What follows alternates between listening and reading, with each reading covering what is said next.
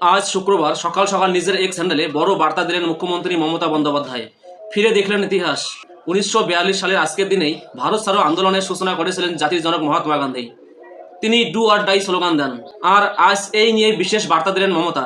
তিনি লেখেন, 1942 সালের ঐতিহাসিক ভারত ছাড়ো আন্দোলনের বর্ষপূর্তিতে আমি অভিবাদন জানাই এই মহান দেশের স্বাধীনতার চূড়ান্ত সংগ্রামের সূচনা করার জন্য এবং 1 লক্ষ সাহসী পুরুষ ও মহিলাকে মাতৃভূমির জন্য লড়াই করতে অনুপ্রাণিত করার জন্য। বীর মুক্তিযোদ্ধাদের প্রতি আমার শ্রদ্ধাঞ্জলি। প্রকৃতপক্ষে 1942 সালের এপ্রিলে ক্রিপস মিশন ব্যর্থ হয়েছিল। এদিকে 4 মাসেরও কম সময়ের মধ্যে স্বাধীনতার জন্য ভারতীয় জনগণের তৃতীয় গণসংগ্রাম শুরু হয়। এই সংগ্রাম ভারত ছাড়ো আন্দোলন নামে পরিচিত।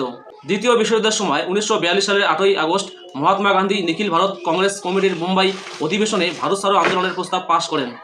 প্রস্তাবে ঘোষণা করা হয় যে ভারতে ব্রিটিশ শাসনের আশু অবসান ভারতের স্বার্থে এবং স্বাধীনতা ও গণতন্ত্রের সাফল্যের জন্য একান্ত প্রয়োজনীয় ছিল, যার জন্য রাষ্ট্রসংঘের দেশগুলি ফ্যাসিবাদী জার্মানি, ইটালি ও জাপানের বিরুদ্ধে লড়াই করেছিল।